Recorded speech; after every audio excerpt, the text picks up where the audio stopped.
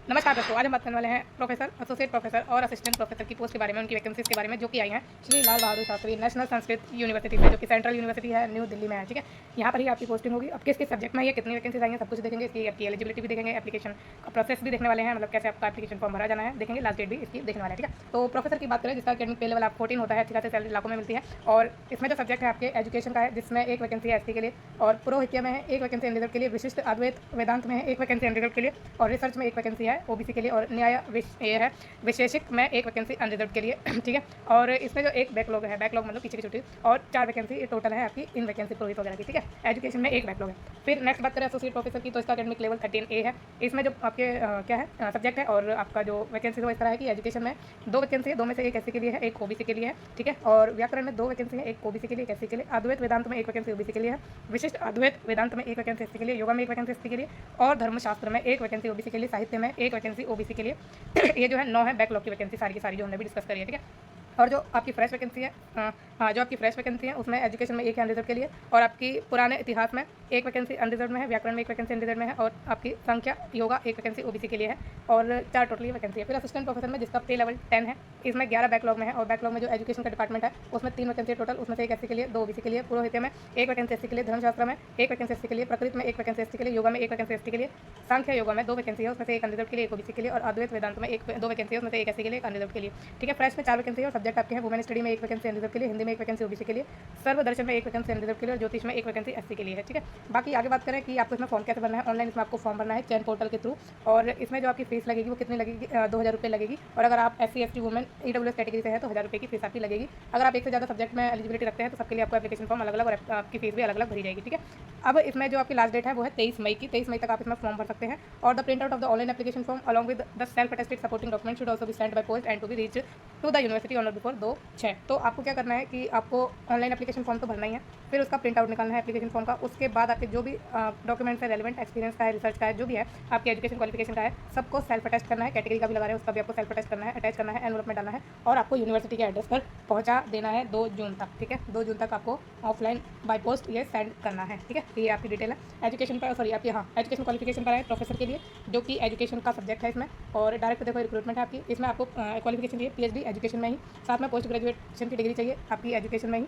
और एजुकेशन में कौन कौन से हैं, ये आपकी शिक्षा आचार्य, एमएड, एमए एजुकेशन, ये आपके इंक्लूडेड है। तो अगर आपने इनमें से एक में किया है तो आप कर सकते हैं, एमएड करके, एमए करके एजुकेशन में, या पोस्ट ग्रेजुएशन एजुकेशन में करके रेलेवेंट डिसिप्लिन में करके, उसमें आपके 55% मार्क्स होने चाहिए। पोस्ट ग्रेजुएशन डिग्री में अगर आपने कर रखी है किसी भी डिसिप्लिन में, ये भी है। ठीक है, तो एक तो एजुकेशन में भी मांगी है, ऊपर से आपकी पोस्ट ग्रेजुएशन डिग्री किसी और डिसिप्लिन में भी मांगी है। ठीक है, फिर बीएड की डिग्री आपके पास होनी चाहिए 55% मार्क्स के साथ, और ए minimum of 10 years of teaching experience आपका होना चाहिए यूनिवर्सिटी में, कॉलेज में, एज असिस्टेंट प्रोफेसर या फिर एसोसिएट प्रोफेसर या फिर प्रोफेसर, और या फिर या साथ में भी अगर आपने रिसर्च एक्सपीरियंस लिया है इक्विवेलेंट लेवल पर, यूनिवर्सिटी लेवल पर, और आप ठीक है, और आपके पास एविडेंस है कि आपने जो है सक्सेसफुली जो है सक्सेसफुली आपने क्या किया हुआ है, डॉक्टोरल कैंडिडेट को गाइड करा हुआ है। ठीक है, तो ये चीज़ आपकी इन्होंने मांगी है, एक्सपीरियंस टीचिंग का भी, और अगर आपने रिसर्च एक्सपीरियंस लिया है तो मैं डॉक्टोरल कैंडिडेट को आपने क्या करा है, गाइड करा है, ये चीज़ आपकी है। फिर आपका नेक्स्ट है मिनिमम ऑफ 10 पब्लिकेशन आपकी होनी चाहिए एज बुक या फिर रिसर्च या पॉलिसी पेपर। ठीक है, या अगर आपने इन दोनों को करा है तभी वेल एंड गुड है। और ये आपका जो रिसर्च पब्लिकेशन है पीयर रिव्यूड में होना चाहिए, या यूजीसी लिस्टेड जर्नल्स में होना चाहिए। टोटल रिसर्च स्कोर आपका 120 होना चाहिए एज पर क्राइटेरिया दिया, जो क्राइटेरिया दिया गया होता है। अब regulation on the minimum qualification appointment teacher, ये आपकी वो सेम चीज़ है। ठीक है, तो कहने का मतलब ये है कि 120 आपका रिसर्च स्कोर होना चाहिए। ठीक, आगे बात करें तो जो आपका इसमें स्कोर बनेगा ना, जो आपको पता है एपीए स्कोर दिल्ली यूनिवर्सिटी में होता है, बट ये वाला इनका स्कोर थोड़ा अलग है, जो आपको अपेंडिक्स 2 में मिलेगा, टेबल 2 में इन्होंने दिया है, नीचे आप देख सकते हैं, अभी हम लास्ट में ही देखेंगे वो। ठीक है, आप प्रोफेसर की जो आपका सब्जेक्ट है वो हमने एजुकेशन का देखा था, अब ये प्रोफेसर का पुरोहित्य में है, विशिष्ट अद्वैत वेदांत में, रिसर्च और न्याय है वैशेषिक में। ठीक है, तो ये आपका डिसिप्लिन है जिसमें आपको क्या एलिजिबिलिटी चाहिए कि आपके पास आप जो है एक एमिनेंट स्कॉलर हो, पीएचडी डिग्री आप होल्डर हो। ठीक है, कंसर्न अलाइड या रेलेवेंट डिसिप्लिन में, साथ में आपने पब्लिश किया हो, एक हाई क्वालिटी का वर्क, एक्टिवली एंगेज रहे हो रिसर्च में with evidence of published work with A minimum of 10 research publication, 10 research publication आपने किया हो पीयर रिव्यूड में या यूजीसी लिस्टेड जर्नल में, और साथ में आपने टोटल जो रिसर्च स्कोर किया हो 120 किया हो, जैसा क्राइटेरिया आपका होता है अपेंडिक्स 2 में इन्होंने दिया है, टेबल 2 में। ठीक है, उसके अकॉर्डिंग आपको मार्क्स दिए जाएंगे। और एक तो आपकी ये वाली क्वालिफिकेशन होनी चाहिए, और दूसरे साथ में आपके पास होना चाहिए 10 साल का टीचिंग एक्सपीरियंस यूनिवर्सिटी के कॉलेज में, असिस्टेंट प्रोफेसर के रूप में, एसोसिएट प्रोफेसर के रूप में, या प्रोफेसर के रूप में, यानी इन तीनों में से एक आपने पोस्ट संभाली हो 10 साल तक, या फिर आपने रिसर्च एक्सपीरियंस लिया है एट इक्विवेलेंट लेवल, जो आपका असिस्टेंट प्रोफेसर, एसोसिएट प्रोफेसर है, इसी के इक्विवेलेंट लेवल पर आपने रिसर्च एक्सपीरियंस लिया है यूनिवर्सिटी में या नेशनल लेवल पर। ठीक है, मतलब नेशनल लेवल के इंस्टीट्यूट में, और एविडेंस है आपके पास कि आपने सक्सेसफुली गाइड करा है डॉक्टरल कैंडिडेट को, तो आपकी ये दोनों कंपलसरी है। ठीक है, ये जो दोनों है ना ए में, ये साइड दोनों के दोनों कंपलसरी है। और अगर आपके पास ये वाली नहीं है, मान लीजिए आपके पास ये नहीं है, तो आपके पास और करके इन्होंने ऑप्शन दिया है कि आप एक आउटस्टैंडिंग प्रोफेशनल है, पीएचडी डिग्री होल्डर है रेलेवेंट सब्जेक्ट में, अप्लाइड सब्जेक्ट में, जो अलाइड सब्जेक्ट है उसमें, और ये आपने किसी एकेडमिक इंस्टीट्यूशन से की है। ठीक है, फ्रॉम एनी एकेडमिक इंस्टीट्यूशन जो कि ए में इंक्लूडेड नहीं है, who has made significant contribution to the knowledge, जिन्होंने और आपने क्या करा हो, ये कंट्रीब्यूशन किया है नॉलेज का अपनी इसमें कंसर्न अलाइड रेलेवेंट डिसिप्लिन में, बहुत ही अच्छा अपना काम करा है, अपना जो आपने मान लीजिए बुक पब्लिश करी है, बहुत अच्छा कंट्रीब्यूशन करा है, कुछ अच्छे फैक्ट दिए हैं, जो भी चीज़ें होती है आपको पता है पीएचडी लेवल पर कितने बेहतरीन तरीके से काम किया जाता है, तो वो अगर आपने किया है और आपका जो है सपोर्टेड है वो by documentary evidence provided, he she has 10 year research 10 years experience, ठीक है, तो आपका 10 ईयर्स का एक्सपीरियंस वो सपोर्ट भी है, ठीक है, तो ये चीज़ आपकी है जिसमें ए या बी में से आपके पास एक चीज़ जरूर होनी चाहिए। अब नेक्स्ट चलने आगे और एसोसिएट प्रोफेसर पर आते हैं, तो इसमें जो आपकी क्वालिफिकेशन है वो व्याकरण, अद्वैत वेदांत, विशिष्ट अद्वैत, धर्मशास्त्र, साहित्य, पुराने इतिहास और सांख्य योगा, इनके लिए सेम रहने वाली है कि आपके पास गुड एकेडमिक रिकॉर्ड होना चाहिए, पीएचडी डिग्री आप होल्डर हो अपने रेलेवेंट सब्जेक्ट में, मास्टर डिग्री आपने करी हो 55% मार्क्स के साथ इन संस्कृत मीडियम, फिर मिनिमम आपके पास 8 साल का एक्सपीरियंस होना चाहिए टीचिंग का या रिसर्च का इन academic research position equivalent of that of assistant professor in A university, ठीक है, तो टीचिंग का एक्सपीरियंस या रिसर्च एक्सपीरियंस अगर आपने लिया है तो वो आपकी जो पोजीशन हो असिस्टेंट प्रोफेसर या उसके इक्वलेंट होनी चाहिए किसी कॉलेज में या यूनिवर्सिटी में, ठीक है, और या फिर एक्रेडिटेड रिसर्च इंस्टीट्यूशन या इंडस्ट्री में, और विद मिनिमम 7 पब्लिकेशन, मतलब आपके पास 7 जो है पब्लिकेशन भी होनी चाहिए मिनिमम, और वो आपके पीयर रिव्यूड या यूजीसी लिस्टेड में होने चाहिए, सॉरी यूजीसी लिस्टेड जर्नल्स में होनी चाहिए, ठीक है, तो ये आपकी चीज़ है, और आपका स्कोर जो होना चाहिए रिसर्च का 75 होना चाहिए, ability to teach in Sanskrit भी आपके पास होनी चाहिए, ये आपकी चीज़ है। अब एसोसिएट प्रोफेसर की जो योगा का आपका डिसिप्लिन है उसमें आपसे पीएचडी डिग्री मांगी है और गुड एकेडमिक रिकॉर्ड मांगा है, आपके रेलेवेंट सब्जेक्ट में मास्टर डिग्री मांगी है 55% मार्क्स, 8 साल का आपसे वही एक्सपीरियंस मांगा है, सेम चीज़ मांगी है ऊपर वाली की तरह, जैसे बार बार डिस्कस करना आई थिंक इतना अप्रोप्रिएट नहीं रहेगा, तो आपकी चीज़ें रहने वाली है क्या कि रिसर्च पब्लिकेशन या टीचिंग एक्सपीरियंस आपने लिया है इक्वलेंट होना चाहिए असिस्टेंट प्रोफेसर के, और वो किसी आपने एक्रेडिटेड रिसर्च इंस्टीट्यूशन में या यूनिवर्सिटी में लिया है 75 का स्कोर होना चाहिए, ठीक है, फिर भी मैंने समरी करके आपको बता दिया है। एसोसिएट प्रोफेसर का ही जो आपका education administration management educational measurement evaluation का जो आपका डिसिप्लिन है एजुकेशन का ही, इसमें स्पेशलाइजेशन भी आपकी ये चलेगी, अगर इनमें भी आपने करा हुआ है तब भी आप इसमें अप्लाई कर सकते हैं, ठीक है। एजुकेशन में जो एसोसिएट प्रोफेसर की वैकेंसी है इसमें आपसे मांगा है PhD degree in education, post graduation की डिग्री होनी चाहिए आपकी एजुकेशन में, और पोस्ट ग्रेजुएशन की डिग्री होनी चाहिए आपके किसी भी डिसिप्लिन में, ठीक है, in the discipline relevant to the area of specialisation, यानी कि किसी भी नहीं है, एक तो आपकी देखो एजुकेशन में होनी चाहिए क्या पीजी, ठीक है, दूसरा आपने पीजी की हो किसमें रेलेवेंट सब्जेक्ट में, यानी इनमें से किसी एक सब्जेक्ट में एजुकेशन में आपने करी हो अपनी क्या करी हो अपनी पीएचडी डिग्री करी हो, तो ये चीज़ आपके लिए है। फिर उसमें आपके 55% मार्क्स भी होने चाहिए, ठीक है। अब आगे बात करें बीएड आपकी होनी चाहिए 55% मार्क्स के साथ, 8 साल का रिसर्च टीचिंग एक्सपीरियंस आपके पास होना चाहिए यूनिवर्सिटी या फिर कॉलेज में, और असिस्टेंट प्रोफेसर के इक्वलेंट आपकी पोस्ट होनी चाहिए या वही पोस्ट आपकी हो, और साथ में आपने 7 पब्लिकेशन करे हो, और वो जो आपने करे हो वो किस में करे हो, पीयर रिव्यूड में या यूजीसी लिस्टेड जर्नल्स में करे हो, रिसर्च करी हो, पॉलिसी पेपर जो भी आपने किया हो वो लिस्टेड होना चाहिए आपका पीयर रिव्यूड में या फिर यूजीसी लिस्टेड जर्नल में, फिर 75 स्कोर होना चाहिए रिसर्च पेपर में। अब आगे बात करते हैं और जानते हैं एसोसिएट प्रोफेसर की जो एजुकेशन में है, ठीक है, इसमें कोई स्पेशलाइजेशन इन्होंने नहीं किया, तो एजुकेशन में जो है सेम है आपकी, आपने पीएचडी करी हो, पोस्ट ग्रेजुएशन करी हो, साथ में बीएड करा हो, और आपका टीचिंग एक्सपीरियंस भी सेम है और रिसर्च एक्सपीरियंस भी और उसका स्कोर भी सेम है, ठीक है। अब चलते हैं आगे असिस्टेंट प्रोफेसर की बात करते हैं। अब तो जो आपके डिसिप्लिन है धर्मशास्त्र, पुरोहित्य और सांख्य, योगा, प्रकृत, अद्वैत, वेदांत, हिंदी, वुमेन स्टडीज़ और सर्वदर्शन और ज्योतिष, इनके लिए क्या आपकी होनी चाहिए कि आपने मास्टर डिग्री करी हो आपके रेलेवेंट सब्जेक्ट में, कंसर्न सब्जेक्ट में या लाइट सब्जेक्ट में, और 55% मार्क्स आपके होने चाहिए उसमें, साथ में आपका नेट भी होना चाहिए, ठीक है। और जिस सब्जेक्ट में नेट कंडक्ट नहीं कराया जाता उसमें नेट एग्जाम्प्टेड है। बाकी इसमें जो पीएचडी डिग्री प्रोग्राम अगर आपने 11 जुलाई 2009 में एडमिशन लिया है उसके अकॉर्डिंग आपका चीज़ें देखी जाएंगी, और वो जो आपकी पीएचडी डिग्री है वो रेगुलर बेसिस पे होनी चाहिए अगर आपको नेट का एग्जाम्पन चाहिए तो, ठीक है, मतलब आपकी नेट की छूट चाहिए तो। फिर पीएचडी थीसिस आपने करी हो 2 एक्सटर्नल एग्जामिनर द्वारा आपकी इवैल्यूएटेड होनी चाहिए पीएचडी थीसिस, और पीएचडी में ओपन वाइवा हुआ हो, और आपने पब्लिश किए हो 2 रिसर्च पेपर आपके पीएचडी वर्क के, जिसमें से एक जो है रेफरेंस जर्नल में होना चाहिए, और आपने प्रेजेंट किए हो at least 2 paper based on his या हर पीएचडी वर्क इन कॉन्फ्रेंस या सेमिनार, ठीक है, तो आपने जो है प्रेजेंट किए हैं अपने 2 पेपर अपने कॉन्फ्रेंस में, सेमिनार में, जो कि स्पॉन्सर्ड है, फंडेड है, सपोर्टेड है बाय यूजीसी आईसीएसएसआर या सीएसआईआर द्वारा या किसी सिमिलर एजेंसी द्वारा। एबिलिटी होनी चाहिए आपकी टीच करने की इंग्लिश संस्कृत मीडियम में, ठीक है, तो आपको जो है पीएचडी से छूट मिल जाएगी। ये आपकी कुछ चीज़ें हैं, और ये खाली इसका जो डेट है जरूर देखिएगा कि इसके अकॉर्डिंग आपको देखा जाएगा, यानी आपको रेगुलेट किया जाएगा, ठीक है। फिर ये चीज़ हो गई। इसमें आपकी एक और चीज़ क्या लिखी हुई है कि आपकी नेशनल तो ये होनी चाहिए, कोड आपके दिए हुए हैं, ध्यान रखिएगा। इस कोड के अंदर ही आपको पता है कि आप करते हैं तो आपको कोड मिल ही जाता होगा कि आपके सब्जेक्ट का कोड क्या है, उसके अकॉर्डिंग आप पेपर देते हैं, है ना। फिर आगे बात करते हैं, और अगर आपके पास मान लीजिए ये दोनों नहीं है, ठीक है, कौन सी असिस्टेंट प्रोफेसर में आपके पास मास्टर डिग्री नहीं है, नेट नहीं है, तो क्या होना चाहिए अगर आपके पास, तो आपके पास पीएचडी डिग्री होनी चाहिए जो आपने किसी फॉरेन यूनिवर्सिटी इंस्टीट्यूशन से की हो, और आपकी जो यूनिवर्सिटी या इंस्टीट्यूशन है वो टॉप 5 वर्ल्ड यूनिवर्सिटी रैंकिंग में आनी चाहिए। वो किसी भी टाइम की रैंकिंग हो वो ये चलाएंगे, मतलब लिखा हुआ है एट एनी टाइम।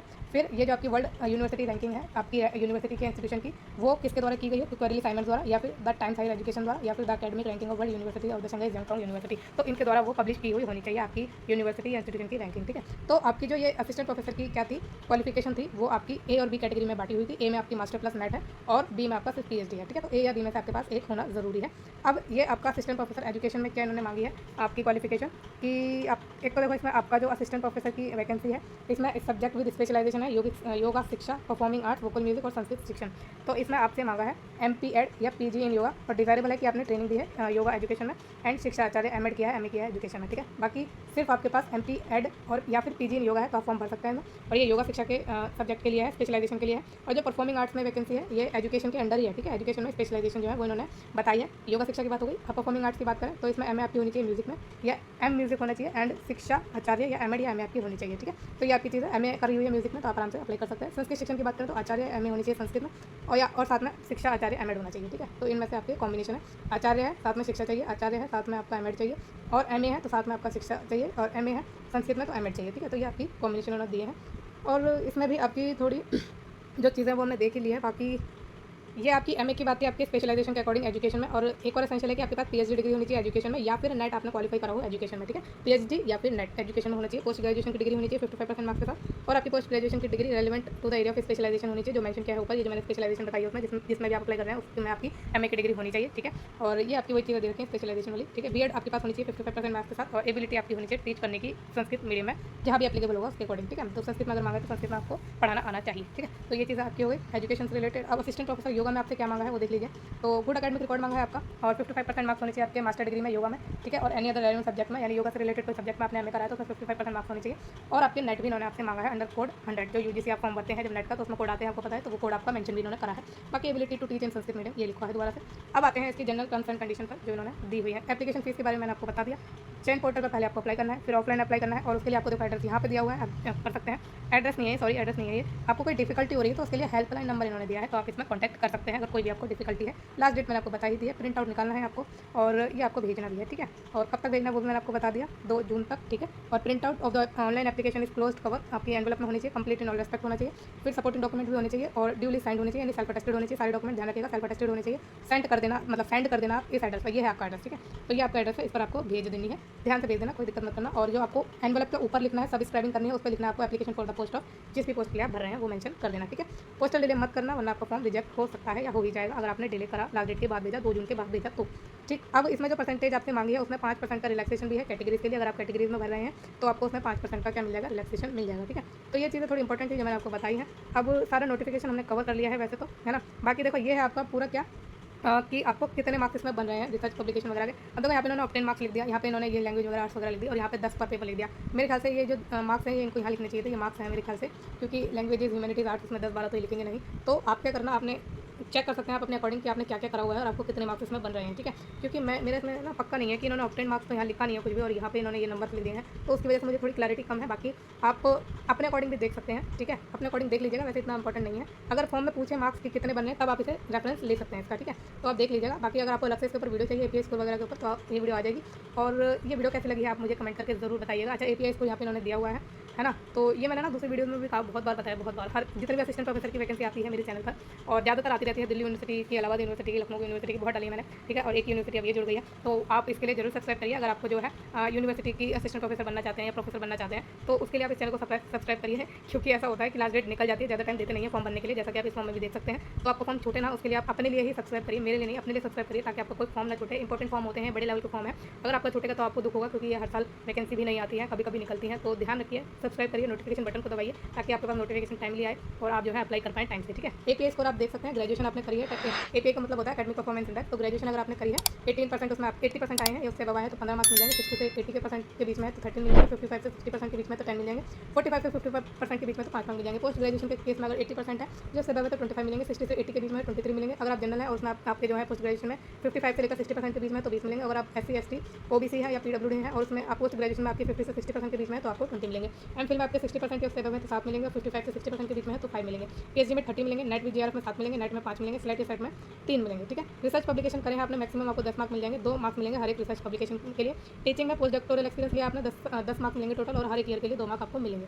अवार्ड मिला है आपको इंटरनेशनल नेशनल लेवल पर, जो कि आपको इंटरनेशनल ऑर्गेनाइजेशन है, गवर्नमेंट ऑफ इंडिया ने या गवर्नमेंट ऑफ इंडिया द्वारा रिकॉग्नाइज किसी भी नेशनल बॉडी ने आपको अवार्ड दिया है तो 3 मार्क्स मिल जाएंगे। स्टेट लेवल पर आपको जो कि स्टेट गवर्नमेंट ने दिया है अवार्ड तो 2 मार्क्स को मिल जाएंगे। ये आपका एकेडमिक रिकॉर्ड है, तो आपसे भी देख सकते हैं कि आपके मार्क्स कितने बन रहे हैं, ठीक है। तो इस वीडियो को हम यही एंड करते हैं। ये वीडियो आपको कैसे लगी है मुझे कमेंट सेक्शन में बताना। कोई भी डाउट है मुझसे कमेंट सेक्शन में आप पूछ सकते हैं। बाकी चैनल को लाइक शेयर सब्सक्राइब जरूर करिएगा। Thank you so much.